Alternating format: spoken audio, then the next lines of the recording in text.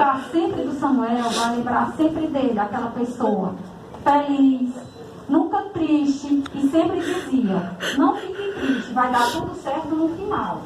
Lembrar sempre do Samuel, esquecer nunca. Então somos homenagem a nós do grupo Notícia de Primeira Mão, amigos do Samuel, que convivemos sempre com ele. O Samuel é uma pessoa que nunca... E essa mensagem ofereço a ti, Samuel. Grande Samuel, dizer um adeus não é fácil, mas chega um momento em que não podemos, né? Não dá para se acreditar que Samuel não está mais em nosso meio. Não dá para se acreditar, né, que Samuel não se faz mais presente. O seu corpo, a sua alegria não será mais transmitida entre os seus amigos e a sua família.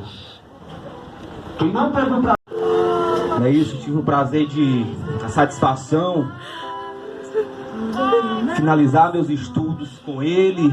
E sabe, pessoal, o Samuel, essa alegria, ele já nasceu com ela, entendeu? Essa alegria que Samuel